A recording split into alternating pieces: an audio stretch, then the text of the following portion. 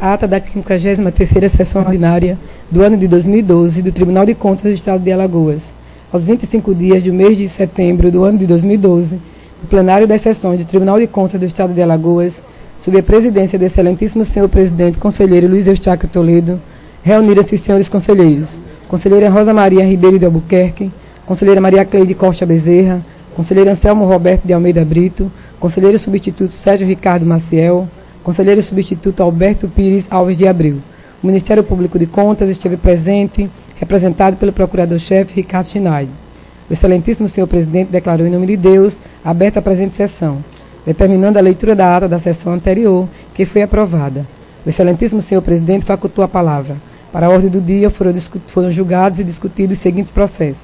Relatora conselheira Rosa Maria Ribeiro de Albuquerque, TC 16083/2009. Um contrato com a Polícia Militar do Estado de Alagoas. Aprovado em resolução 119. Relator conselheiro Anselmo Roberto de Almeida Brito, TC 13039/2012. Trata-se da prorrogação de prazo do senhor Antônio Avônio Filho, ex-prefeito de Belo Monte. Aprovado decisão simples de diligência 15 dias. Não havendo processo a relatar, o excelentíssimo senhor presidente facultou a palavra. Não havendo quem quisesse fazer uso, em nome de Deus, encerrou a presente sessão, convocando o pleno para a sessão de quinta-feira no horário regimental.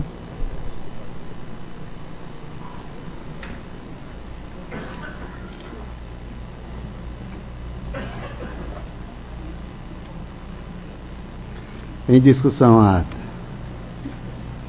Em votação, conselheiro Otávio Lessa, conselheira Rosa Albuquerque, conselheira Maria Cleide, conselheiro Anselmo Brito, substituto conselheiro Dr. Sérgio Maciel. De acordo, excelência. Substituto de conselheiro Dr. Alberto Pires. De acordo também. Aprovado.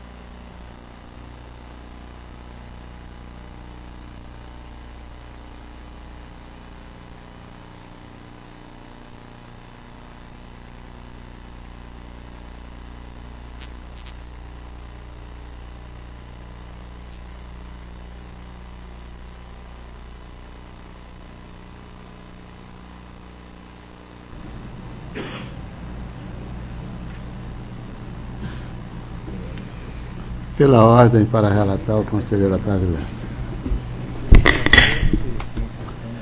senhor presidente, senhoras conselheiras, senhores representantes do Ministério Público.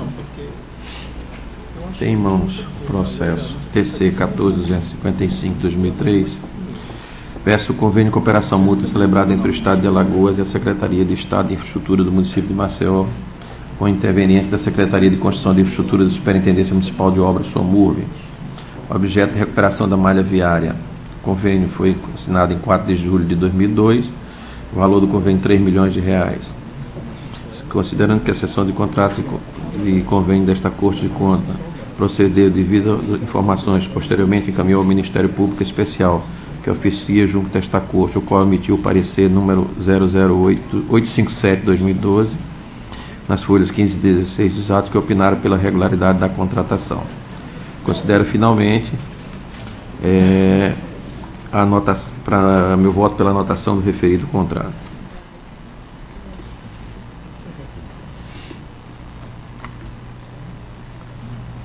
Com a palavra do Ministério Público.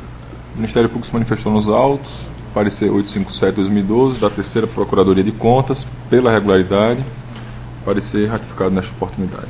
É a manifestação. Em discussão, o processo relatado pelo conselheiro Otávio Lessa. Em votação, conselheira Rosa Albuquerque.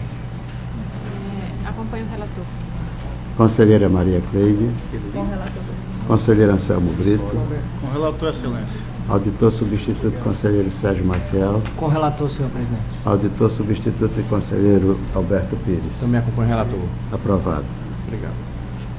Processo TC 4692/2008. Peço os autos sobre o processo relativo à concessão de benefício de auxílio à pensão por morte, requerido pela senhora Maria José da Silva, do Instituto de Previdência e Assistência a Servidores do município de Viçosa. Ao ser procedida a devida instrução e análise, observou-se que não constava nos autos documentos inerentes ao cálculo do benefício da pensão. Em face dessa ocorrência, a Procuradoria Jurídica do Tribunal, após análise do ato do concessivo da pensão, entendeu que os autos deveriam ser diligenciados junto à Prefeitura para os devidos esclarecimentos, conforme consta nas folhas 105 e 106. Em 27 de junho de 2012, através do ofício PJTCE, número 360, devidamente recebido pelaquela Prefeitura, em 6 de julho de 2012, conforme a R acostada aos autos, foi encaminhada a diligência número 749, que determinava o prazo de 15 dias para atender a solicitação, o que não ocorreu até a presente data. Nestas condições, observando que a diligência requisitada continua sem o devido atendimento, está contrariando frontalmente o inciso 10º do artigo 1º da Lei 5.604, Lei Orgânica deste Tribunal, quanto o seu regimento interno no artigo 58.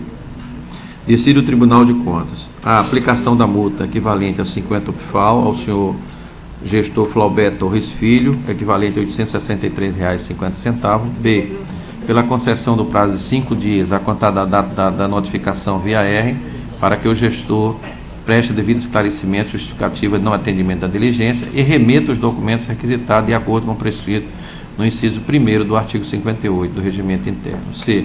Que se dê ciência ao gestor da Prefeitura Municipal de Viçosa da presente deliberação. D. Que o presente processo deverá ser remetido à diretoria do FUNCONTAS para a ciência e cumprimento da deliberação contida no item A. E. Em alertar o gestor que o não pagamento da multa oral aplicada no prazo fixado implicará em comunicação à Procuradoria-Geral do Estado para posterior ajuizamento da competente ação de execução. E F. Que após o procedimento adotado pelo FUNCONTAS, o presente processo deverá ser enviado à Procuradoria Jurídica para posterior acompanhamento da diligência. Eu só queria retificar aqui que, conforme nós combinamos, esse acompanhamento seria feito pelos gabinetes. E vou retificar aqui e trocar que esses acompanhamentos de diligência solicitados seria feito pelos gabinetes e aprovado pelos gabinetes, é que esse retorno fosse para os gabinetes. É só isso. Com a palavra do Ministério Público.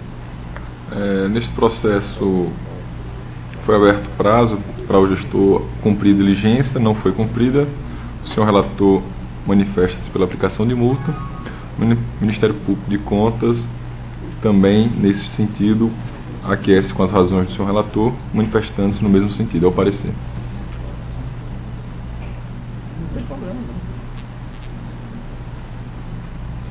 Em discussão, processo relatado pelo conselheiro Otávio Lessa. Em votação, conselheira Rosa Albuquerque. Acompanho o relator, presidente. Conselheira Maria Cleide. Com o relator. Conselheiro Anselmo Brito. Acompanho o relator, excelência. Auditor substituto, conselheiro Sérgio Maciel. Com o relator, senhor presidente. Auditor substituto e conselheiro Alberto Pires. Também acompanho o relator. Aprovado. Só alterar no último item que volta para o gabinete, só isso. Só vai dar uma alteraçãozinha aí. Processo TC 10.614. Trata o presente processo a prestação de conta geral da Prefeitura Matriz de Camaragibe, exercício 2011, cujas peças chegaram a este tribunal em 19 de julho de 2012, um ofício de 18 de julho, firmado por a senhora José Dalva Santos Lima, prefeita do referido município, em conformidade com o que determina o artigo 1º, inciso 4º da Lei 5.604. Após análise preliminar do checklist efetuado pela assessoria do gabinete, foi constatado que a gestora deixou de remeter alguns documentos obrigatórios à prestação de contas, conforme determina a Lei Federal 4.320 e a resolução do TCE 02/2003. Os documentos abaixo relacionados não foram encaminhados junto à prestação de contas, que são imprescindíveis à sua análise. 1. Relatório de execução orçamentária, último bimestre do exercício. 2. O relatório de gestão fiscal, último quadrimestre. 3. A conciliação e extratos bancários demonstrado no saldo de 31/12/2011 das seguintes contas correntes. Aí tem 4 contas correntes aqui. E o inventário de bens patrimoniais. Constatada a ausência dos documentos acima relacionados, o Tribunal de Contas de Alagoas, através de decisão sim publicada em Diário Oficial, no dia 24 de agosto de 2012, concedeu o prazo de 15 dias para a gestora remeter-se.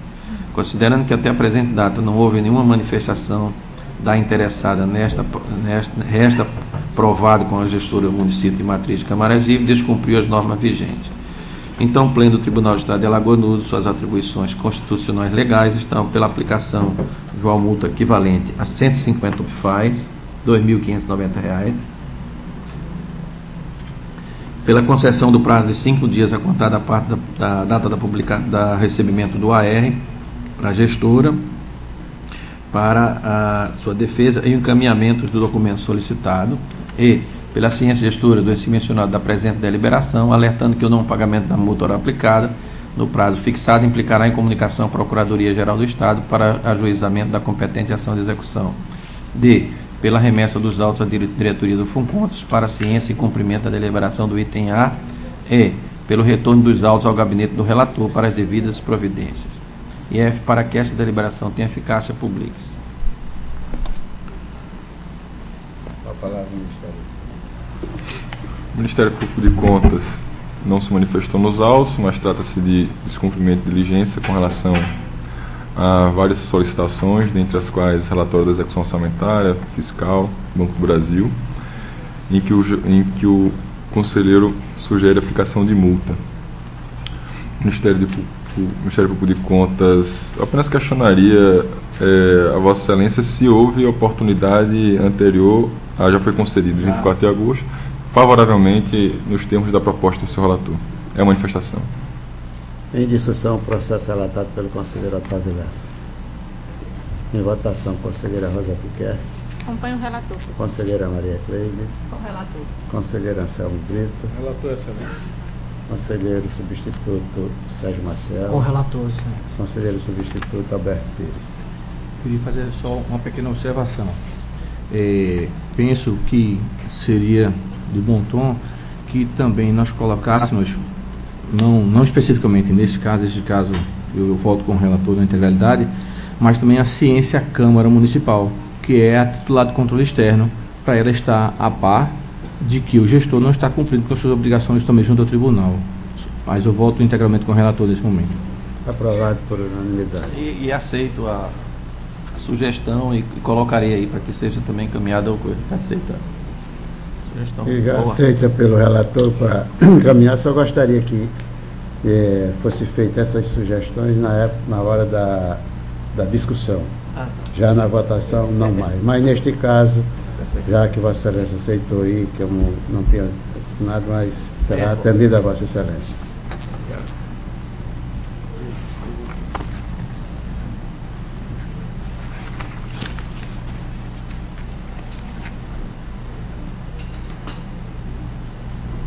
Processo 4721 de 2003.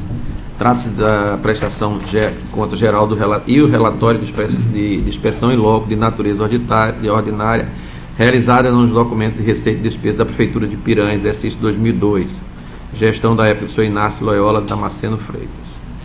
A prestação de contas de Piranha, referente ao exercício financeiro de 2002, chegou ao tribunal através do ofício 36 de 2003, expedido em 4 de abril de 2003, subscrito pelo senhor Inácio Loyola Damasceno Freitas, prefeito à época do citado município, como determina o artigo 1º, inciso 4 da Lei 5.604. A referida prestação de conta foi protocolada sob o processo 4720 de 2003, em 23 de abril, portanto, tempestivamente, conforme determina a resolução 2 de 2003. Em seguida, o rito estabelecido pelo regimento interno desta Corte de Contas, os autos foram encaminhados à Diretoria de Fiscalização Municipal DEFAFON, que, ao examinar os documentos constantes do referido processo, constatou a regularidade do seu aspecto contábil, conforme a relatório AFO DEFAFON 114 de 2003, na folha 278. Informa ainda o relatório que os anexos exigidos pela Lei Federal 4.320, devidamente enviado a esse egrégio tribunal, oferecendo as condições necessárias para a realização da análise contábil do balanço geral, não apresentando esses quaisquer irregularidades que merecessem maiores comentários.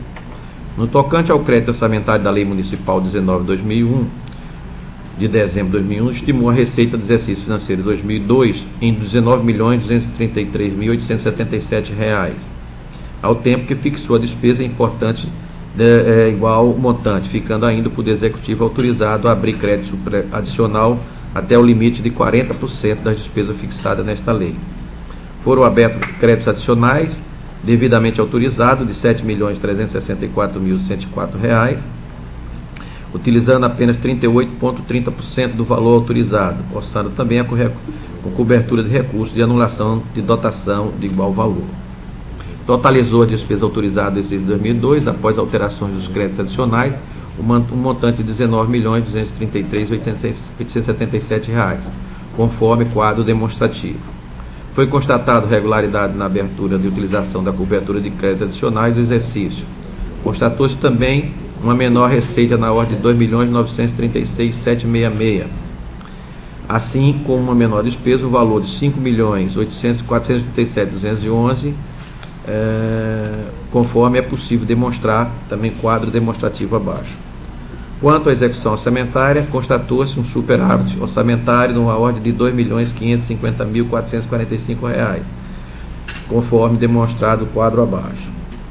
Quanto aos balanços e variações patrimoniais, aduz o relatório da equipe técnica, encontra-se produzido de forma harmoniosa com a legislação vigente, conforme análise, confronto com as peças e anexos que acompanham a prestação de contas. O resultado patrimonial apurado do exercício apresentou-se de forma positiva, apresentando um superávit de R$ 3.245.325, que, somando o saldo patrimonial do exercício anterior do valor de R$ 1.491.966, representa um ativo real líquido apurado no exercício 2002 na ordem de R$ 4.737.292. Os saldos de caixas de banco foram devidamente comprovados pelos extratos bancários e termos de conferência de caixa anexo à prestação de contas. Foram plenamente cumpridas as exigências legais contidas na Lei de Responsabilidade Fiscal, que estabelece os gastos com pessoal que não poderão exceder 60% da receita corrente líquida, com a repartição determinada pelo artigo 20 do inciso 3º, nos percentuais de 54% para o município e 6% para a Câmara, sendo cumpridos os percentuais de 15,44% e do município 1,48% na Câmara. Em relação ao que dispõe o parágrafo 2 do artigo 12 da Lei 101/2000, combinado com o artigo 167, inciso 3º da Constituição Federal, o montante previsto para a operação de crédito não poderá ser superior aos das despesas de capital constante na lei orçamentária, Verifique-se o cumprimento deste diploma legal, uma vez que o valor autorizado ao orçamento representa apenas 39,72% da despesa de capital fixada no orçamento, conforme é possível demonstrar no quadro abaixo.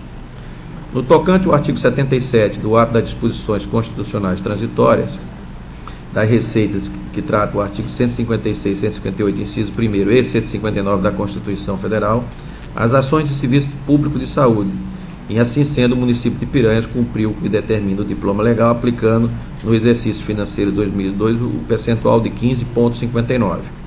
Foi plenamente cumprida a exigência constitucional contida no artigo 212 da Constituição Federal, no tocante à aplicação no percentual mínimo de 25% das receitas provenientes de impostos arrecadados, inclusive os transferidos pela União ou Estado na manutenção do desenvolvimento do ensino, uma vez que foi aplicado o percentual de 26,98%, conforme quadro demonstrativo. Quanto à aplicação mínima de 60% em despesa com a despesa de remuneração de profissionais do magistério do ensino fundamental Fundef, conforme determina a Lei 9.424, constata-se que a despesa a este título totalizar o valor de R$ 708.925, correspondendo a 62,45% dos recursos Fundef, cumprindo desta forma o percentual legal exigido. Da inspeção em loco, devidamente autorizada pelo conselheiro presidente do Tribunal de Contas no ofício OGP 831 de 2003, uma equipe técnica procedeu à inspeção em loco de natureza ordinária nos documentos de receita e despesa da Prefeitura de Piranhas no exercício 2002. Ao ser examinado por amostragem pela equipe técnica deste tribunal, os documentos contábeis e demais procedimentos administrativos realizados pela Prefeitura em destaque, não foram observados quaisquer indícios de falha, procedimento na documentação contábil apresentada conforme relatório de inspeção em loco. Os autos do processo foram encaminhados à Procuradoria Jurídica deste tribunal para análise em 9 de setembro de 2004, através de diligência 591/2004. Foi solicitada cópia de todas as licitações realizadas naquele período de que se trata. Em 20 de abril de 2005, o ofício PJTCE de 110 de 2005 foi dado prazo de 15 dias para o cumprimento da diligência requerida. Em 31 de maio de 2005, foi reiterado o cumprimento da diligência. Houve manifestação do prefeito à época, conforme o processo 6482. No entanto, as explicações apresentadas não foram suficientes para convencimento da procuradora, que requeriu diligência, uma vez que nenhum documento foi anexado e citado. Em 11 de agosto de 2011, a Procuradoria Jurídica, através de diligência 499, solicitou à Prefeitura os documentos que foram relacionados no relatório Afro-Defafon 114 de 2003, ou seja, todos os procedimentos administrativos referentes ao convite realizado no exercício 2002, que provocou um pedido de prorrogação de prazo através do processo 3145.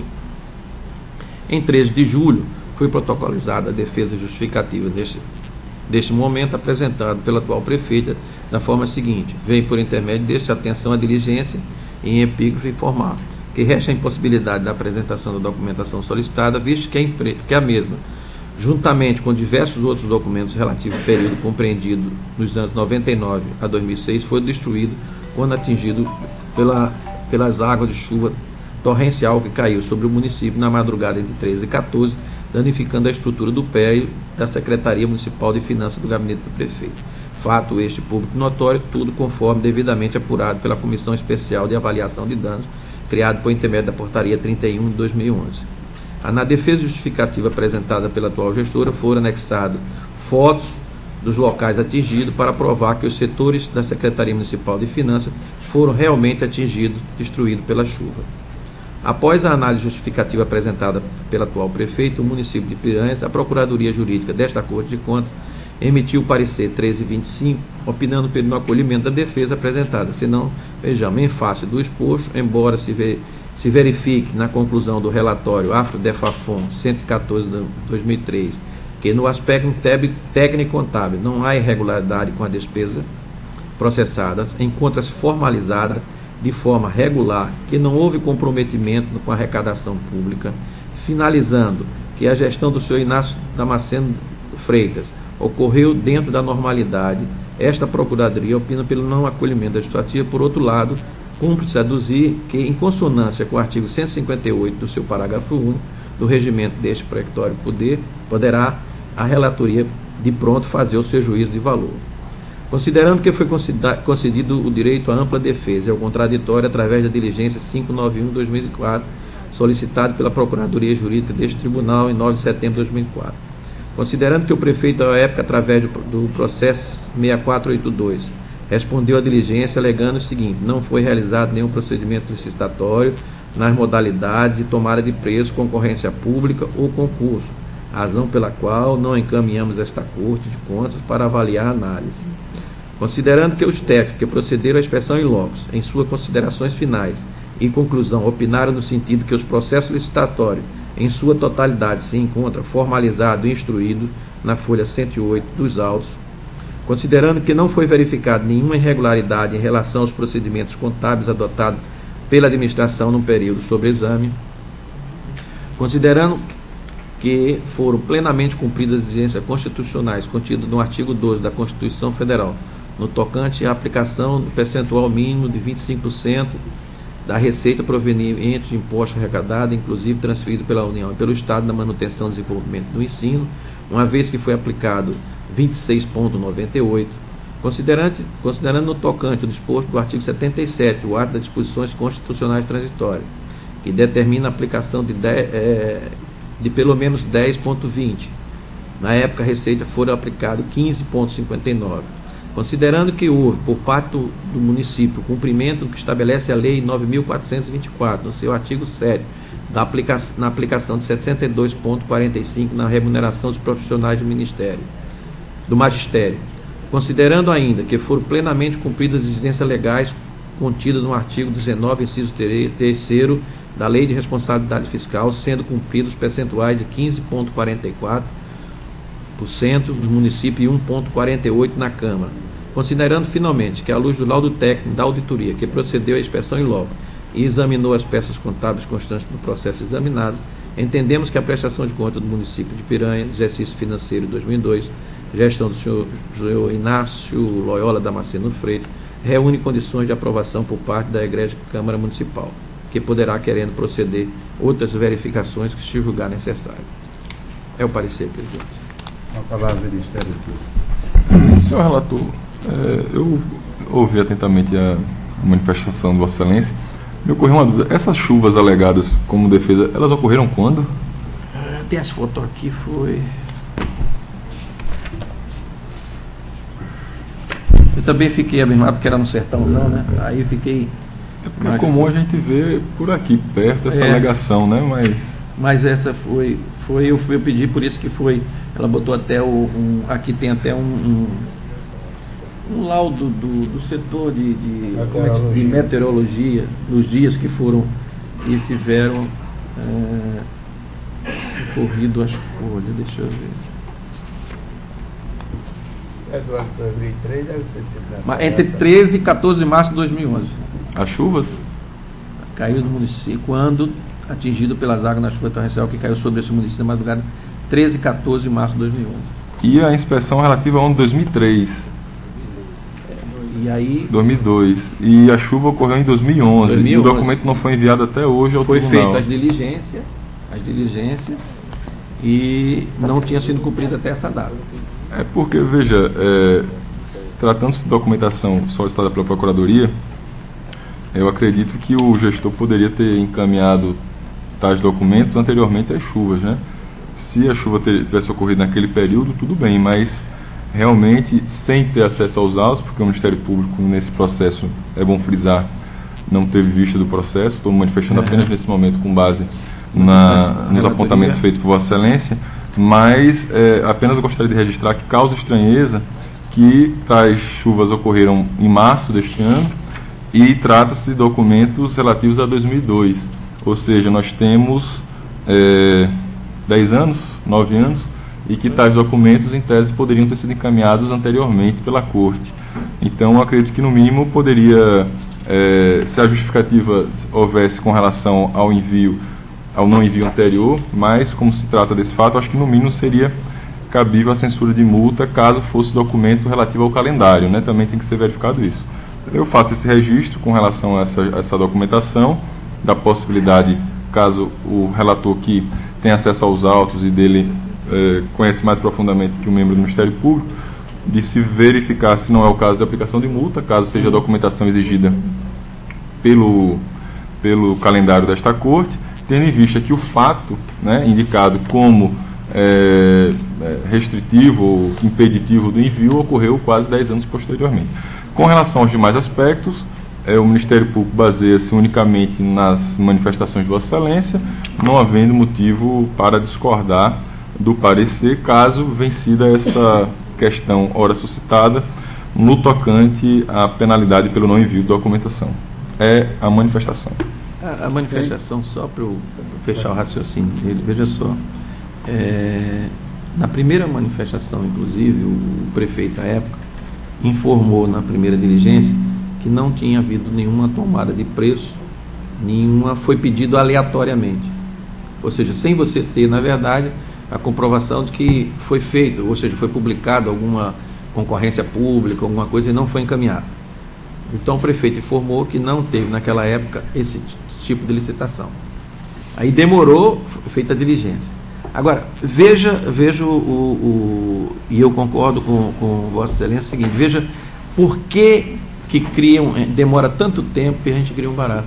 É que, infelizmente, na nossa equipe, nessa equipe que foi a fazer a inspeção, se a gente já tivesse o procurador para ver em loco os documentos, que não foi o caso, só foi a equipe técnica, foi por isso que criou a diligência. A diligência foi criada no sentido de, olha, tem algum documento para o setor jurídico analisar, entendeu?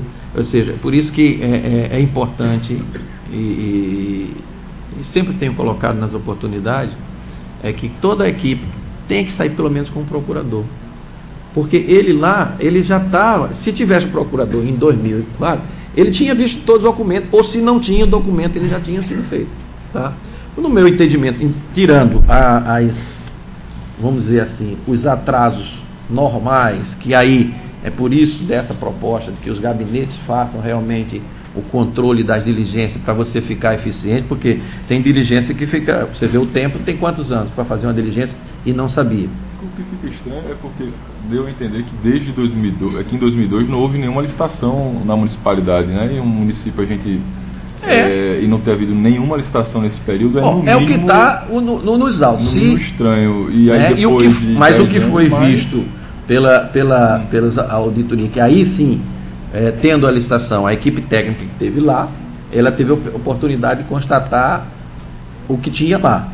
E o relatório da equipe que teve lá, ele está exatamente constatando pela regularidade, e a minha opinião e o meu voto é no sentido de acreditar e usando o bom senso, usando a nossa fragilidade com relação ao acompanhamento das diligências e acatando a defesa assim sugerida.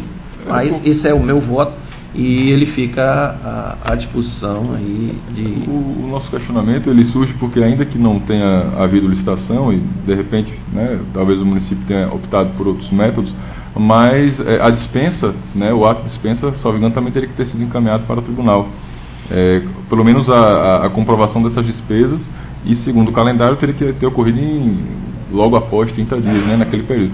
O que dá a entender, repito, com base nisso, é que não foi enviado nada, nem a justificativa com relação às dispensas ou às licitações, não foram informados. Então, apenas faço o registro do Ministério Público nesse sentido, de que valendo o calendário, bem ou mal, valendo, teria que valer para todos, e caso descumprido, o tribunal recorrentemente vem pugnando, né, vem aplicando as multas, a não ser que o gestor justifique. Como a justificativa aqui, ela trata-se de um fato ocorrido 10 anos após, por isso que o Ministério Público faz o registro, mas eu já houve uma manifestação. Fazer também a observação para o Ministério Público, é que a modalidade e a sanção com relação à multa, que foi inclusive nossa relatoria, ela só foi criada a partir depois de 2003. Nesse caso específico, nessa época, não existia a regulamentação da multa pelo não encaminhamento. E foi através do levantamento que a gente fez na corregedoria que verificou que a gente tinha 80% de processo parado por falta de documento. Foi aí quando surgiu a ideia, eu não lembro de onde eu copiei de algum lugar, que era exatamente para dar uma devida, vamos dizer, sanção com relação e não encaminhamento.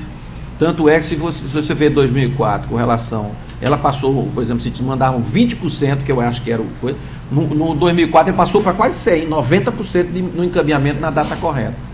Então em 2002 com relação, tenho certeza absoluta que não tinha multa, porque não existia nem a resolução. Em discussão, processo relatado pelo conselheiro Otávio Lessa. Excelência. Uma palavra, Gostaria conselheiro de pedir Anselmo vista Brito. dos autos. Com vista ao conselheiro Anselmo Brito. Pela ordem para relatar, a conselheira Rosa Albuquerque.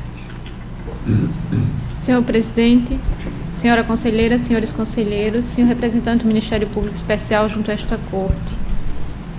Tenho a relatar 2 processos. Um processo que foi retirado de pauta da sessão de quinta-feira passada, Estou botando no encaminhamento. de terça-feira passada. Viu? É o processo É boa ideia mesmo. TC 15.194 de 2008.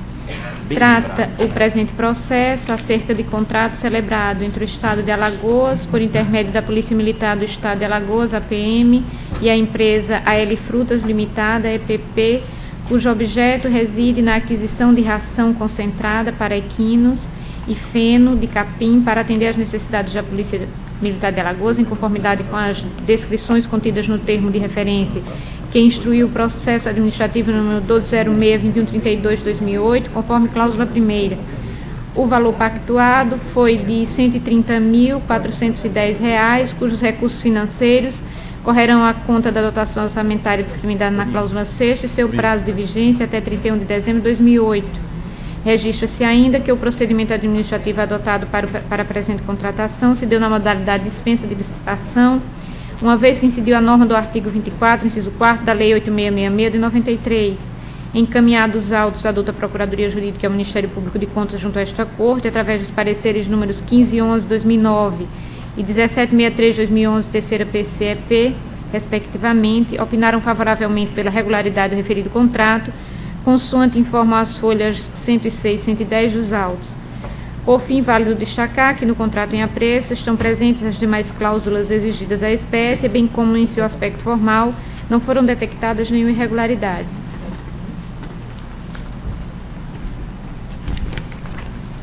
Por estas razões, o Pleno do Tribunal de Contas do Estado de Alagoas, no uso de suas atribuições, e conforme no inciso 1º do artigo 133 do Regimento Interno desta Corte, resolve considerar regular o contrato em apreço na forma e para os fins de direito, ressalvando que a qualquer tempo poderão ser procedidas outras verificações que se julgarem necessárias.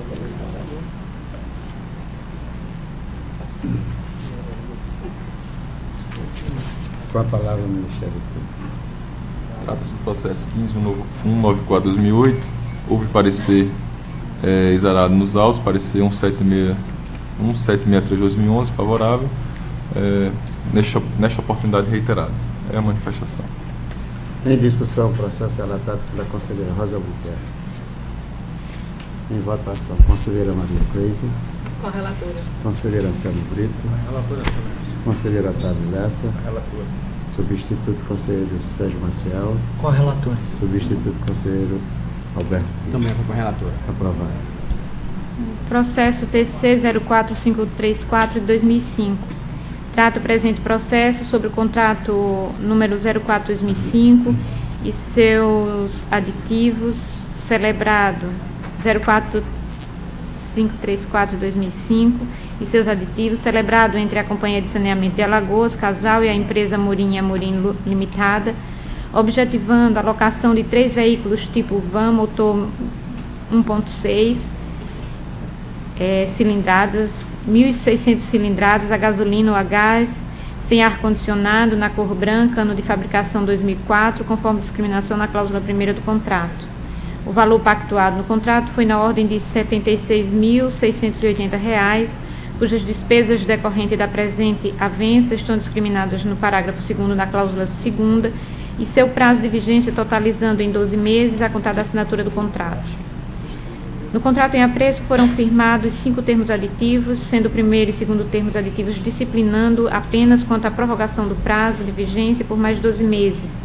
No tocante aos terceiro e quarto termos aditivos, Estes, além de fixarem a prorrogação da vigência do prazo do contrato, também promoveram os reajustes quanto ao valor do mesmo, do contrato.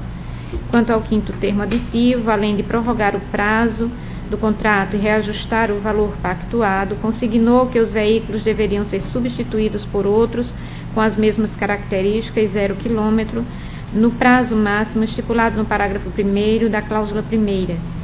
Registra-se que a Procuradoria Jurídica desta Corte, bem como o Ministério Público de Contas, junto a este Tribunal, através dos pareceres números 1051/2009, 1456/2009 e 1740/2011, terceira PCB, respectivamente, entenderam pela regularidade do referido contrato, consoante folhas 42, 137 e 141 dos autos.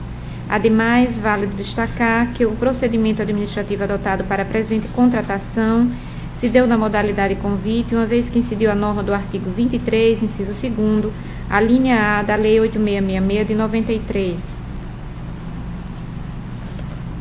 Por fim, válido destacar que no contrato em apreço estão presentes as demais cláusulas exigidas à espécie e, em seu aspecto formal, não foram detectadas nenhuma irregularidade. Nestas condições, o Pleno Tribunal de Contas do Estado de Alagoas, no uso de suas atribuições e com fulcro no inciso 2º do artigo 133 do Regimento Interno desta Corte, resolve considerar regular, com ressalva, o contrato em apreço e seus termos aditivos, recomendando ao gestor que nas próximas licitações que envolvam contratações de duração continuada, que comportam prorrogação, seja adotada a modalidade de licitação compatível com o valor correspondente ao prazo total possível da vigência do contrato, conforme posição já manifestada pelo Tribunal de Contas da União, TCU, no acórdão número 1725/2003, primeira C, relator ministro Augusto Sherman Cavalcante, acórdão número 1862/2003, primeira Câmara, relator ministro Marco Vinícius Vilaça. O Ministério Público de Contas tem parecer nos autos pela regularidade do contrato, que eu reitero com o acréscimo muito bem colocado pela senhora relatora, no sentido de observar o precedente do TCU. É o parecer. Em discussão, o processo relatado pela conselheira Rosa Albuquerque. Em votação, conselheira Maria Cleide. Com a relatora. Conselheiro Anselmo Brito. Com a relatora, excelência. Conselheiro Otávio Lessa. Com a relatora. Auditor substituto Sérgio Marcelo. Com a relatora, sim. Auditor substituto Alberto Pires. Também com a relatora. Aprovado. Pela ordem para relatar, a conselheira Maria Cleide. Não tenho pauta, excelência. Pela ordem para relatar, o conselheiro Anselmo Brito. Senhor presidente, senhoras conselheiras, senhores conselheiros, membros do Ministério Público, junto a este Tribunal de Contas. Trago primeiramente a pauta do dia 27 de setembro de 2012. Aproveito o ensejo, excelências, para retirar de pauta o processo 16.263 de 2011. Atendida a Vossa Excelência. Assim, passo a relatar o processo 3067 de 2012. Trata-se de uma decisão simples, ainda trazida a plenário.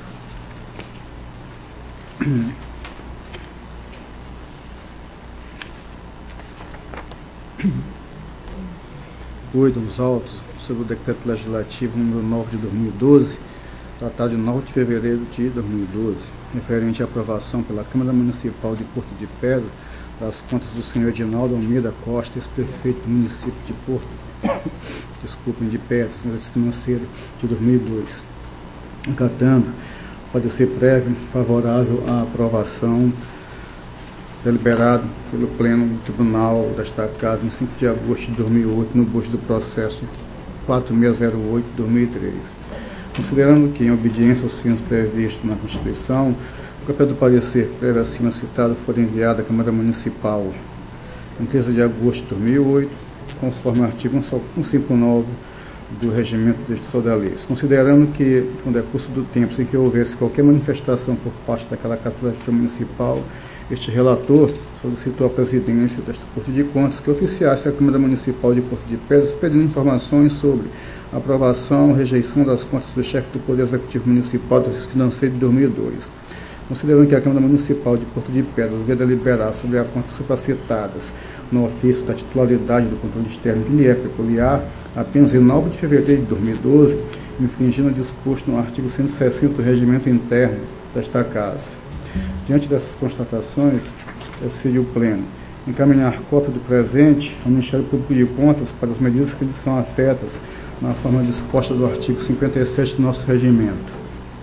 Encaminhar, após o disposto no item anterior, cópia do presente processo ao Ministério Público Estadual para a adoção das medidas de sua competência na forma disposta, além no nosso regimento interno, no seu artigo 160. Cientificar o atual presidente da Câmara Municipal de Poço de Pedras e, ao final, anexar este processo ao processo 4608 de 2003, que é da prestação de contas do senhor Edinaldo Almeida Costa, ex-prefeito, exercício financeiro de 2002. Como eu voto, dando que é característica de uma decisão itinerante, vários passos.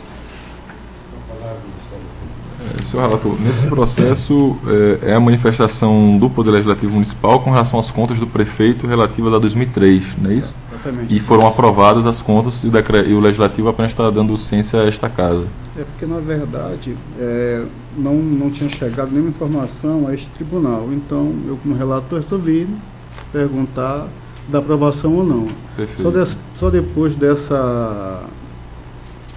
desse pedido de informações, foi que o Legislativo se apressou em aprovar as contas e, como tem um prazo regimental a ser cumprido, eu estou fazendo encaminhamento normal, como consta no regimento. Eu parabenizo Vossa Excelência pela atitude. Eu acho muito importante que realmente a Corte fiscalize a análise dos pareceres prévios pelos órgãos legislativos, tendo em vista que o trabalho desta Corte, que é feito nessa emissão dos pareceres, é imprescindível que o Legislativo cumpra também os seus prazos e aprecie a situação. Até mesmo nós vimos recentemente o Poder Legislativo do Estado, que regularizou a situação e já julgou todas as contas do senhor governador.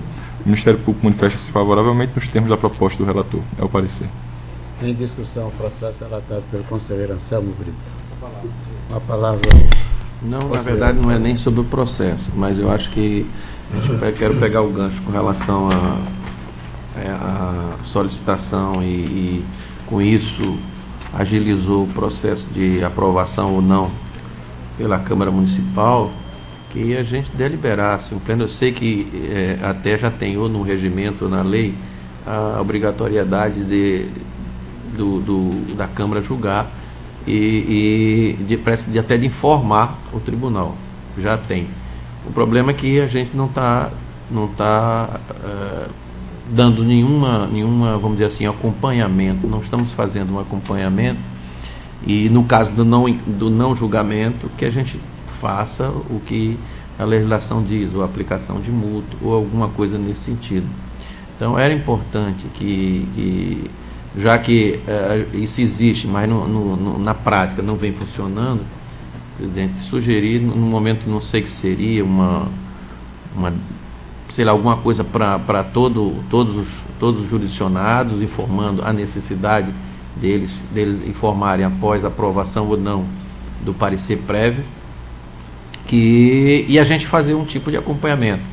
A gente tem que fazer esse acompanhamento para que a gente possa efetivamente cobrar, porque um caso isolado ou outro, de um grupo, ele vai se tornando uma coisa que não vai espelhar o que, na verdade, o tribunal está querendo. Como a gente está naquele processo de evolução, não mandava até hoje, mas a gente tem que criar os modos facientes que as coisas aconteçam. Então era preciso agora, ou através de um comunicado, ou qualquer coisa que atinja todos os grupos, se assim o plenário entender, porque todos os grupos seriam atingidos, que as câmaras se obriguem a informar isso para que a gente tenha a ciência de que aquele trabalho que foi feito, ele foi julgado independente do resultado do exame. Queria, aproveitando isso, para sugerir essa mas eu tenho na resolução, se não me engano tem na resolução isso já. Uma parte, pois não. Na verdade, só esclarecer que o tribunal falece da competência de obrigar ao presidente do Legislativo em julgar as contas, mas feito isso, o tribunal é competente para dizer que ele tem 30 dias para remeter a resolução da aprovação ou não das contas do Poder Executivo. E vai mais além, que se não houver informações em 120 dias, o procedimento instaurado no tribunal ele é encaminhado ao Ministério Público Comum, que toma as providências de sua competência. Correto, eu acho que Vossa Excelência aproveitou a oportunidade, parabenizando o conselheiro Anselmo Brito, e acho que neste momento, cada vez mais, se faz necessário que cada gabinete fique nesse acompanhamento, desde que toda uma formação das diretorias, que tem várias atividades, fiscalização, preparação de relatório, e o gabinete, então, fica, pelo menos de imediato, com essa visão de verificar aqueles, como foi feito a título do conselheiro Anselmo Brito, nessa observação, até que a gente venha a preparar a nossa nova lei orgânica com o nosso regimento e dando atribuições às diretorias e coisas. Mas, por enquanto, eu acho que está muito lúcido a posição de Vossa Excelência, que cada gabinete fique a observar esses não cumprimentos das determinações do nosso plano. Continue a discussão, o processo com a palavra o auditor substituto Sérgio Maciel. Tem uma sugestão de que na decisão que emite o parecer pela aprovação ou rejeição das contas, que traga uma determinação de que o presidente da Câmara, ao deliberar sobre a aprovação ou não pelo Poder Legislativo daquelas contas, dê ciência a esse Tribunal de Contas do julgamento. Então, isso constando na própria decisão, é importante notar que o descumprimento disso aí sujeita o responsável às penalidades indicadas na lei orgânica e no próprio regimento. Então, é um reforço ao que sugeriu aí o conselheiro Otávio Lessa, que eu acho de grande importância e que seria uma contribuição a isso aí. É só uma sugestão. Obrigado, Excelência. É muito lúcida a proposta de Vossa Excelência, porque às vezes até o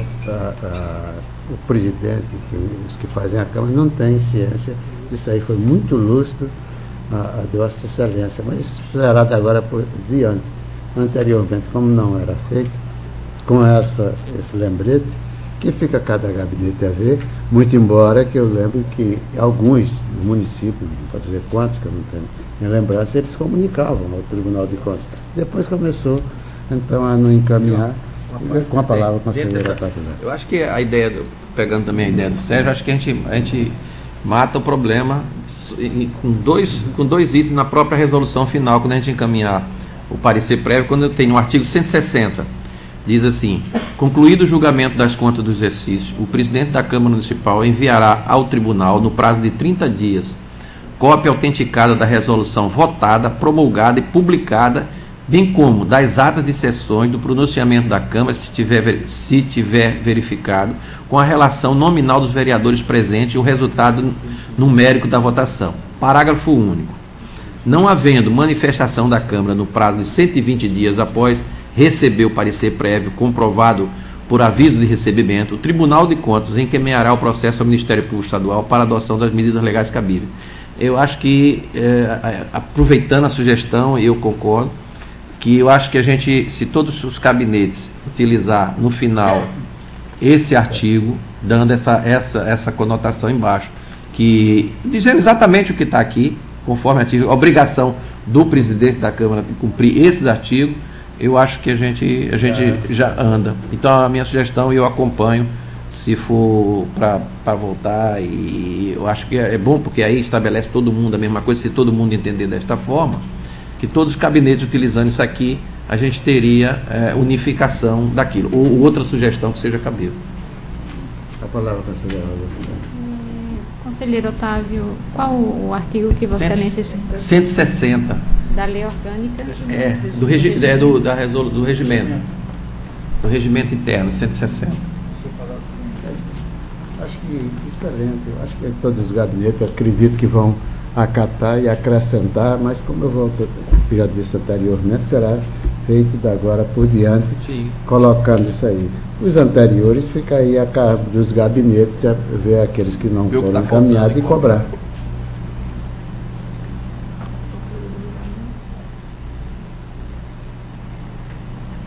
Vossa Excelência ainda está com a palavra. Só a informação do qual o artigo que estava sendo referido, se era do regimento, mas já está esclarecido. Obrigada. Tá. Só isso. Continua em discussão. Processo. Em votação. Conselheiro Otávio Lessa. Com o relator. Conselheira Rosa Albuquerque. Com o relator. Conselheira Maria Cleide. Com o relator. Auditor Sérgio Maciel. Com o relator, sim. Auditor Alberto Pires. Também acompanho o relator. Aprovado. Presidente, era bom a gente ver se a gente aqui deliberava sobre isso, porque aí ficando deliberando aceito sobre esse artigo 160. Porque aí todo mundo, sendo aprovado em plenário, todos os gabinetes já iriam utilizar eles de uma forma unificada. Eu achava... Isso como uma questão de ordem, eu passarei agora a pedir à conselheira Rosa Albuquerque se ser incluído no voto de cada prestação de contas, no final, essa redação do artigo 160, onde diz a obrigação e o tempo que o presidente da Câmara tem. Conselheira Maria Cleide. De acordo. Conselheiro Anselmo Brito. Perfeitamente de acordo, Excelência. Auditor Sérgio Maciel, que foi quem propôs, e auditor Alberto Pires. Também de acordo. Votado por unanimidade e que passará a ser o procedimento do tribunal. Senhor presidente, questão de ordem.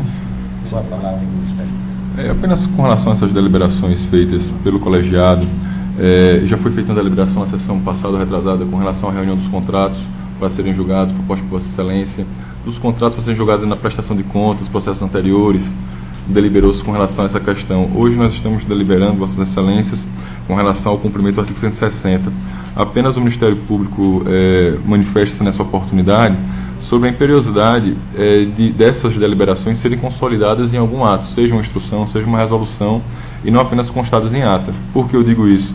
Porque sem a publicidade disso no Diário Oficial, já que as nossas atas não são publicadas no Diário, nem acho que deveriam ser, eu acredito que não vai cumprir o papel de comunicar ao gestor. Acho que, e até também para se fazer a memória desta corte, porque são várias deliberações feitas no colegiado, como elas não são encartadas, não são documentadas, seja por uma instrução, seja por uma resolução, isso não fica documentado, e quando vem um conselheiro novo, um conselheiro Cícero Amélio, por exemplo, está de férias, quando retornar, não se terá este documento, esta decisão. Então, apenas essa manifestação do Ministério Público, e gostaria de fazer o registro. Muito obrigado pela oportunidade. Pertinente o que Vossa Excelência diz, mas muito embora que a gente aqui está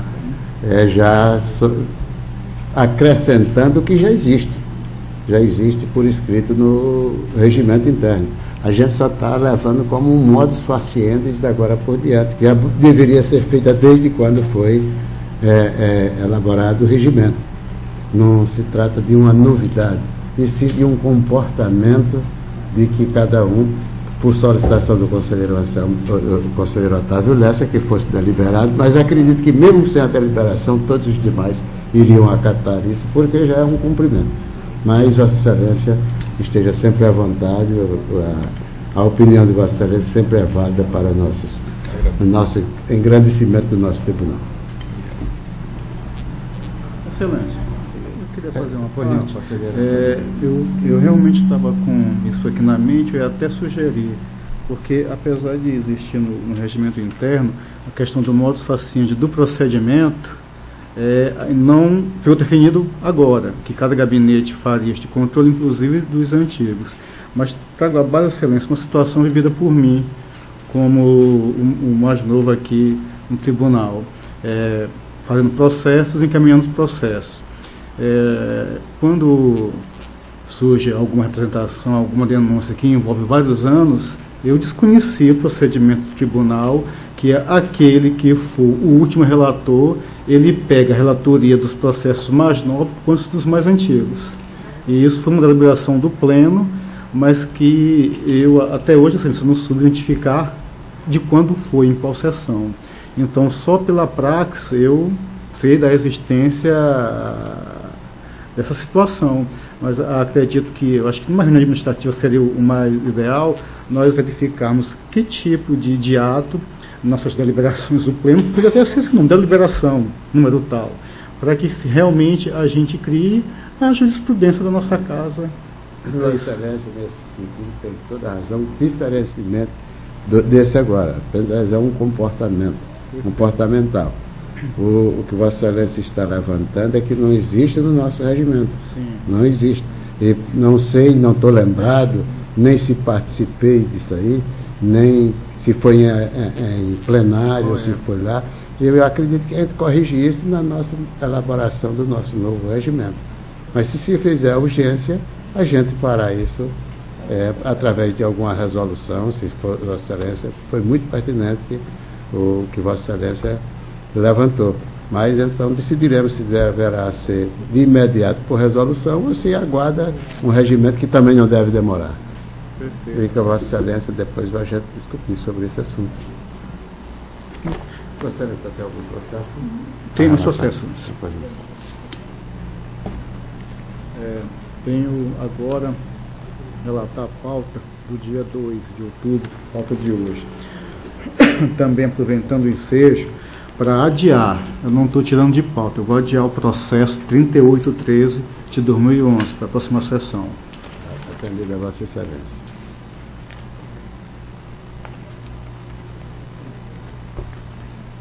Trago o processo 12594 de 2012, outra decisão simples.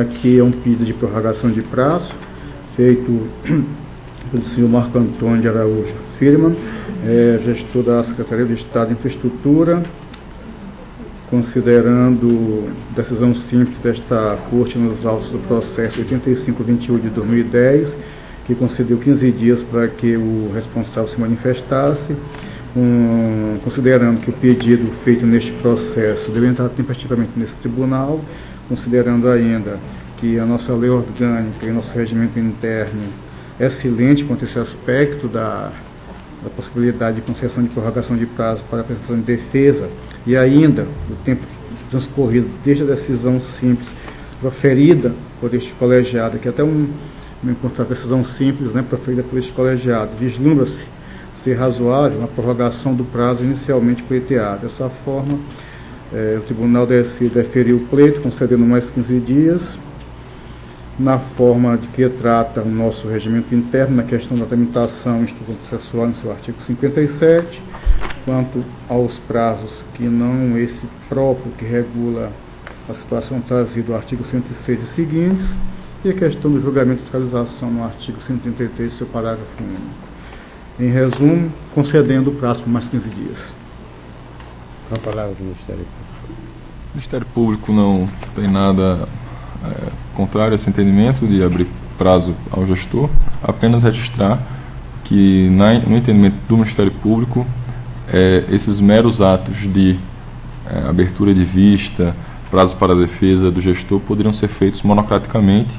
Eu acredito que isso daria celeridade ao processo, não há prejuízo, o excesso de defesa nunca prejudica, na verdade, a falta de defesa ou de contraditório, e dessa maneira eu acredito que daria celeridade e não violaria, acredito eu, nenhuma norma regimental, caso fosse feito de modo monocrático. Apenas o registro, mas aquecendo nos termos da proposta do seu relator. É o parecer. Antes de colocar em discussão, acho que a brilhante participação do Ministério Público, até para que agilize esses processos de prazo, de coisa, eu acredito que a gente poderia rever também. Tem tanta coisa a gente rever, olha, veja mais essa, com muita sabedoria o Ministério Público veio, trouxe à luz nesse plenário, para que a gente não esteja aqui nessa demanda de vem, traz, prepara um processo, depois tem que publicar no Diário Oficial, comunicar ao gestor. Isso de imediato o relator poderia ir fazendo ao ser decidido por todos. Em discussão o processo relatado pelo conselheiro Anselmo Brito. Em votação, conselheiro Otávio Lessa. Com relator. Conselheira Rosa Albuquerque. Com relator, presidente. Conselheira Maria Cleide. Com relator. Auditor substituto Sérgio Maciel. Com relator. Auditor substituto Alberto Pires. Aprovado. Excelência, antes de relatar esse processo, por isso que às vezes quando eu me lembro eu digo assim, uma decisão simples, mais uma vez trazida a pleno, é nesse sentido, que realmente nós ganharíamos em tempo, em trabalho, se fizéssemos praticamente e dessemos a publicidade como... Se Vossa Excelência me permite, até porque começou desde ontem o nosso despacho eletrônico. Perfeito. E acredito que deveria, ao final do ano, já iniciaremos 2013, hoje está sendo para e passo, Diário Oficial, o despacho eletrônico com o processo. E em 2013 só será o despacho eletrônico. Então, isso vai dar mais velocidade, menos papel, menos burocracia, e acho que com isso a gente vai avançando rumo à modernidade. E que Deus nos ajude, que a gente vá mais além. Os sonhos nossos são altos e que todos nós estamos sonhando juntos. Vamos fazer, e de um sonho a gente vai tornando realidade, e isso nós estamos fazendo. Desculpe, Excelência, mas... Não, Excelência, fica à vontade. Muito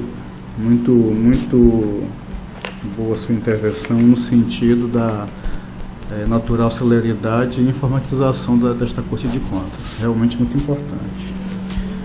Retomando, processo 4595 de 2007.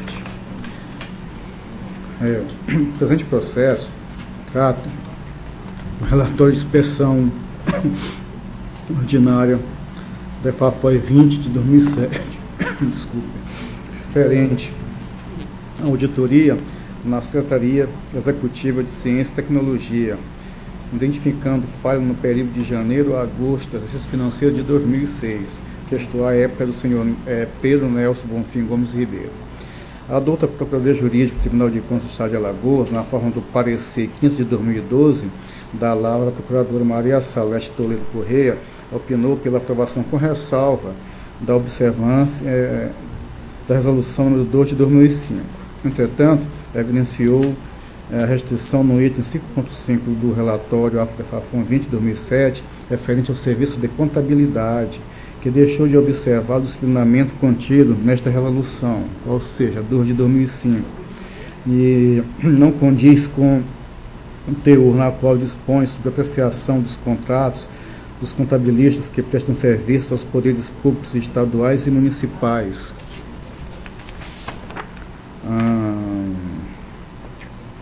No sentido de suas condutas e responsabilidades, não se verificando no seu teor a aplicação do que foi relatado neste item 5.5, que informa a inexistência de profissional nos quadros da Secretaria em exame.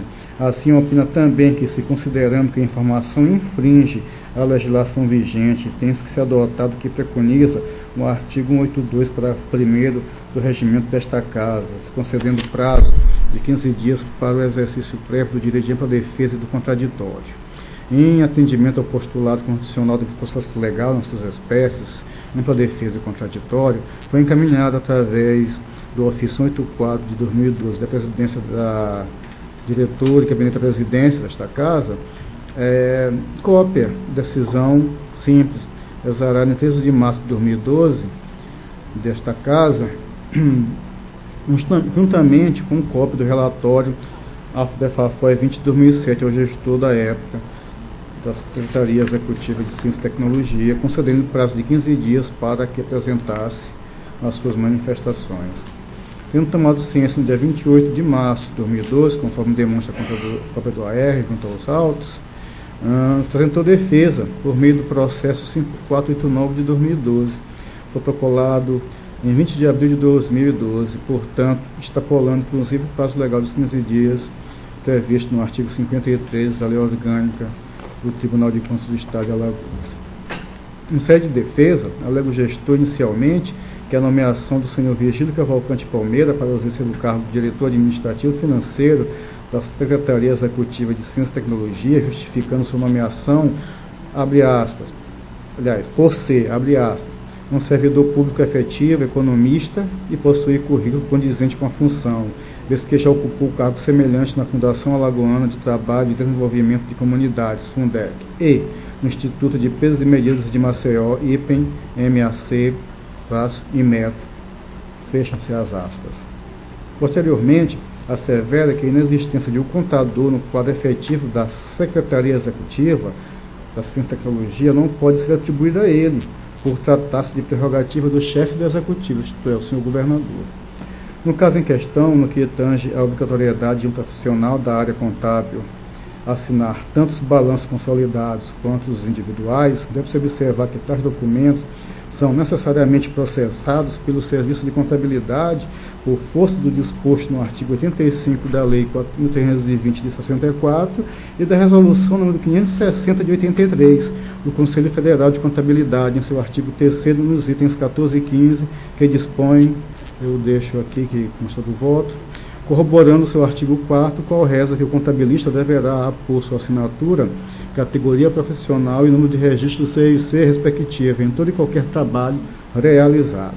Aproveito o ensejo para trazer aqui, e quero que conste integralmente em ata, vou fornecer uma cópia, a resolução CFC número 898 de 2001, que veio alterar a resolução já lida, a resolução número 560 de 83, onde o seu considerando principal no seguinte sentido: considerando que a organização dos processos de prestação de contas das entidades e órgãos da administração pública federal, estadual, municipal, dos territórios federais, do Distrito Federal, das autarquias, sociedades de economia mista, empresas públicas e fundações de direito público a serem julgadas pelos tribunais, conselhos de contas ou órgãos similares, constante do item 31 do artigo 3º da resolução CFC número 560 de 83, constitui extensão natural das atividades de estruturação e elaboração de demonstrações contábeis das entidades mencionadas, reforçando o nosso entendimento. Não se pode olvidar que a Resolução Normativa número 2 de 2005, em decorrência desta obrigatoriedade, considerando que as prestações de contas e documentos afins deverão ser assinados pelo gestor e pelo contabilista, bem como pela incumbência desta Corte de Contas em analisar a regularidade formal e material das contas apresentadas, aplicando as sanções àqueles que derem causa perda, extravio ou outra irregularidade de que resulte prejuízo à fazenda pública. De regulamentar as apreciações dos contratos de prestação de serviço firmado entre o poder público e os profissionais contabilistas. A resolução está aqui nosso, do Tribunal de Contas, já bastante antiga. Pela imperiosa necessidade da presença deste profissional para exercer as atribuições a ele conferidas. Devo ressaltar, inclusive, que não se aplica ao caso, mas que trago a fim de dar mais publicidade, que temos uma Instrução Normativa número 2 de 2011, que inclusive regulamenta não só novamente os contratos contabilistas, mas também de serviços advocatícios.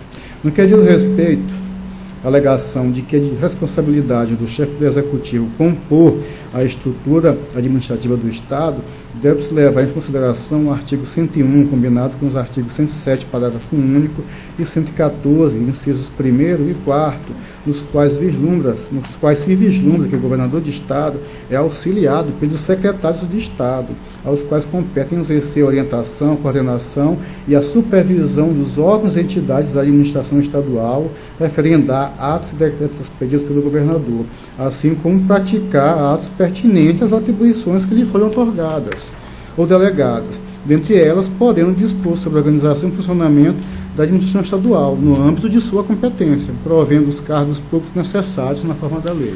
Então, está claro que esta competência ela é do secretário e não do senhor governador do Estado, já que a competência é maior, é uma competência política, estrutural, em sentido genérico. Em que pese a impropriedade detectada no item 5.5 do relatório em comento, faz-se necessário considerar o tempo já transcorrido, escorando-se nos princípios da duração razoável do processo, da segurança jurídica, no sentido de proteger as situações jurídicas criadas pelo poder público e estabilizadas pelo transcurso do tempo, que é o próprio poder público que é inerte, pelo princípio do enriquecimento sem causa, no vislumbrando comportamento tendente a causar dano ao erário. Esta auditoria está apta a análise e julgamento aqui pela Corte de Contas. Ante o exposto, considerando com base exclusivamente constante dos autos e especialmente no relatório AFO-TEFAFOI 20 de 2007, acorda este Pleno julgar regular com ressalva os atos, documentos e processos inspecionados na Secretaria Executiva de Ciência e Tecnologia referente ao exercício financeiro de 2006, gestão do senhor Pedro Nelson Bonfim Gomes Ribeiro, de acordo com o artigo 23 da sua lei orgânica e o artigo 119, segundo do nosso regimento. Ao gestor, né? E a quem gestão, só um minutinho, me interessa esta coisa, recomendando ao gestor ou ao quem o houver substituído, proceder conforme os ditames da Lei Federal 4.320, a Resolução 560 de 83, do Conselho de Contabilidade, e a Resolução desta Corte de Contas, e no que couber também ao Decreto Estadual número 1431 de 2011. Como eu vou comunicar este fato ao atual gestor, aqui eu trouxe para dar mais conhecimento a este normativo estadual. Encaminhar cópia do presente acordo ao atual gestor da Secretaria Executiva de Tecnologia e, no caso, juntar a prestação de contas do referido gestor neste processo. É como voto, Excelências. Com a palavra do Ministério Público. Senhor relator, a ressalva, no caso, foi a ausência de assinatura de contador exclusivamente nos balancetes extraídos pelo seu secretário? Nos balancetes da Secretaria. Extraídos pelo CIAFEM? Também. Também. O senhor mencionou duas resoluções, a 560 de 83 e qual foi a outra? Na verdade, doutor Ricardo, a resolução 898 de 2001... 898 de 2001. Ela altera essa resolução 560. Inclusive já está no site do Conselho de Contabilidade já compilado. Certo. Eu estou impedido nesse processo. Julgando-se impedido do Ministério Público. Sugeriria que fosse adiado ou então aguardado para convocar um outro colega para poder atuar no processo. Vossa Excelência, desde quando o doutor Ricardo Chinari, membro do Ministério Público, se ele julga impedido, se Vossa Excelência retiraria de pauta para ser julgado em outro processo ou se aguarda que venha um outro procurador para que atue nesse sentido? Excelência, a minha opinião é no seguinte sentido: esse processo, prestação de conta de 2006, é uma inspeção em loco. A rigor, eu não veria problemas em continuarmos discutindo em votação, mas pela regularidade do feito, eu prefiro aguardar um pouco, já que esperamos tantos, que haja substituição do procurador neste processo. Na próxima sessão eu posso adiar, não teria problema, o doutor Ricardo já comunicaria a um outro procurador que nesse processo tomasse seu lugar e proferisse sua manifestação, sem problema algum, adiado para a próxima. Vossa Excelência, então, aqui é a ciência do relator, para retirar de pasta, e gostaria de lembrar que essa cadeira que está sempre vazia aí, Vossa Excelência pode trazer sempre alguém que deseja auxiliar Vossa Excelência. Então, farei assim, porque neste caso, como o voto de Vossa Excelência não estava disponibilizado, eu não tive acesso ao conteúdo com relação a esse aspecto. Se tivesse, eu teria trazido algum colega, ou então já teria alertado, mas realmente, como não alertei, se for possível, na próxima quinta-feira virá alguém e sentaria comigo, não há problema. Então foi retirado de pauta a pedido do conselheiro. Excelência, adiado para a próxima sessão. Para a próxima sessão. Isso. Para a próxima sessão. Foi adiado para a próxima sessão. Excelência, sem mais processo. Pela ordem para relatar, o auditor substituto Sérgio Marcelo. Sem pauta para essas sessões. O auditor substituto Alberto Pires. Também sem pauta, Excelência, para essa sessão. Está facultada a palavra aos senhoras e senhores conselheiros e ao doutor do Ministério Público. Com a palavra, o conselheiro Anselmo Brito. Eu queria só trazer a informação que na quinta e sexta-feiras passadas fui a Manaus participar de um curso promovido pela Agência Jurídica, do qual o tema era processos nos tribunais de contas. Um curso de 2 dias, muito produtivo. Lá verificamos o que há de mais novo com relação aos procedimentos nos tribunais de contas, ouvimos coisas boas do tribunal, coisas não tão boas, e eu acho que a tendência hoje nos tribunais de contas é que haja a unificação mesmo procedimental, inclusive já tendo uma proposta que se faça um código processual dos tribunais de contas. Devo ressaltar informações que, sabendo pelo próprio instrutor que faz parte dos quadros do TCU, que o TCU fizeram um processo administrativo no qual foi verificada a competência para o TCU fazer ou capitanear este plano. Isso. E o TCU, ele entendeu não ser competente num texto dessa iniciativa, a não ser que seja, forçando muito a interpretação, uma iniciativa conjunta, o TCU e todos os tribunais de contas municipais, de município e municipais. O processo lei processual. Então, o TCU falou isso? Falou. Então, é algo que tem que ser pensado com carinho, porque como que um TCU poderia capitanear algo que, já que nós não temos a subordinação ao TCU e a área de atuação dele é uma área específica, são outros recursos. Então, foram um dos argumentos alegados no processo interno deles. Outra é a questão dos tribunais judiciários decidirem ou não o mérito dos processos de contas dos tribunais. E a tendência, pelo menos até hoje, claro que isso não está decidido, estamos aí dependentes do STF fechar a questão e julgar algumas situações que se encontram nesse tribunal. Mas a tendência, pelo que consta, é que os tribunais hoje, eles julgam o mérito, não de transformar o que é regular e irregular e vice-versa, mas atuam no mérito dos processos, decidindo. Posso citar como exemplo rápido quanto a processos que envolvam aposentadorias. Quando o tribunal nega registro, o judiciário, apesar de não mandar o tribunal registrar de outra forma, mas concede que se continue pagando essa pensão, essa aposentadoria. Então, ele adentra ao mérito da decisão do tribunal. Claro que não tem a competência de mandar refazer um ato que é próprio, porque mesmo essa nossa competência também é competência constitucional. Mas, de fato, o que hoje acontece, julgo, e há também a tendência maior, que a gente fica então mais precisando do STF, a questão dos gestores do Executivo, que são ordenadores de despesa, que é uma competência importantíssima, que eu acho que os tribunais de contas, é uma certeza até, não deveriam abrir mão e lutar por ela.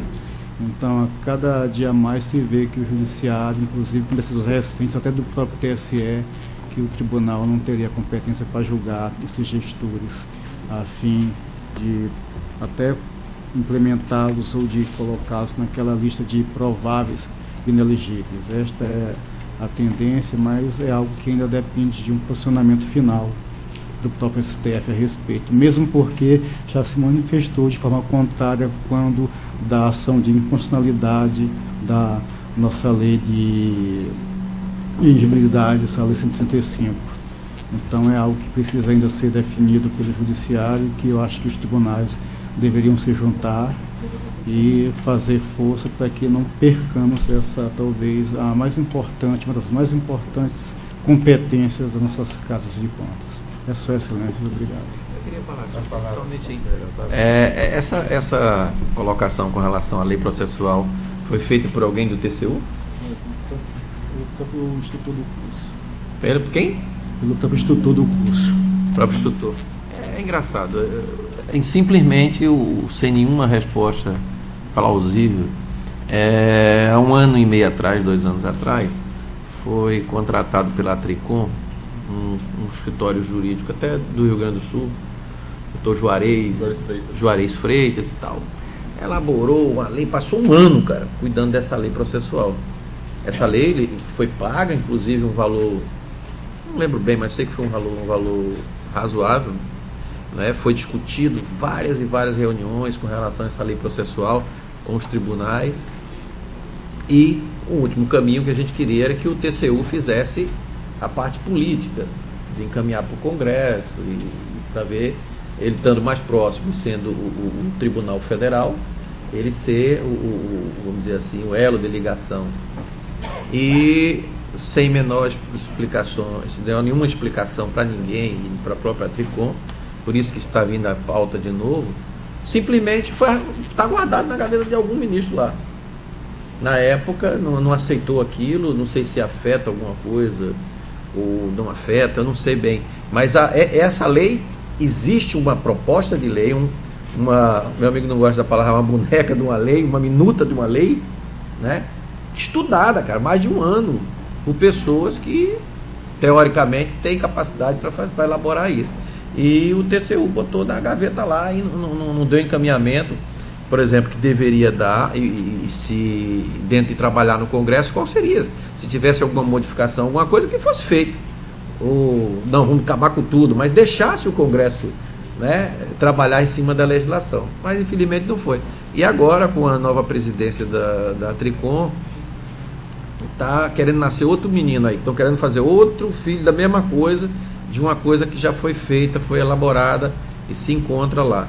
Eu acho que é uma questão, ela está sendo muito mais política do que técnica jurídica. Ela está sendo uma questão... Pois não, presidente? Eu acho que o conselheiro Anselmo Brito falou que o Tribunal de Contas da União não queria encampar, capitanear. Eles alegam que eles não mas que sozinho. Mas que eu acredito que essa lei, ele não tratou sobre a lei que já existe na Tricom, não foi isso? Aqui... Na verdade, esse projeto deu origem a um processo administrativo no TCU, as análises pertinentes da sua parte jurídica. Então, um projeto que foi... Aí, ao final, verificaram que o TCU não teria a condição de sozinho, ou seja, de ter iniciativa de inaugurar, de mandar este projeto de lei para o Congresso. Aí, interpretando até uma coisa de forma até mais forçada, talvez, mas se todos os tribunais, seria algo também novo, inédito, mas que talvez poderia suprir este tipo de iniciativa. Aí todos, estaduais, municipais e de município. Você teria os 34 tribunais assinando. Você tem legitimidade para você encaminhar para o Congresso? Legitimidade também a Tricom, que já tem esse projeto de lei, que seja encaminhada a todos os tribunais, para que a gente estude, para ver se se adapta realmente à realidade de todos os tribunais. Então, todos os tribunais encaminhariam o Congresso com muita legitimidade. Porque existe no Congresso as comissões, né? Se, por exemplo, tem alguma dificuldade de algum tribunal entender diferente, o parlamentar do Estado vai vir aqui sentar com o senhor, isso aqui não cabe, tenta lá fazer uma emenda, ver como é que funciona. O problema que eu acho não acontece nada, parou. É aquele negócio. Então, está errado, como é que eu conserto? Diga aqui, eu tenho que consertar como? Fazer assim. Eu acho que parar é que está errado. Eu teria que dar continuidade.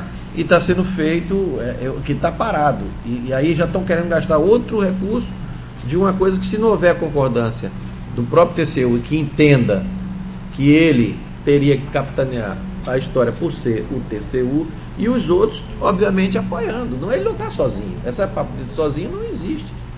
Né? Fogo, a gente fica sofrendo. Isso aí não se trata de entendimento político. Não estou nem ainda tocando no assunto da lei orgânica nacional, né? É só procedimental. É só essa parte inicial. Continua facultada a palavra. Não havendo que queira fazer uso da palavra, em nome de Deus, está encerrada a apresentação.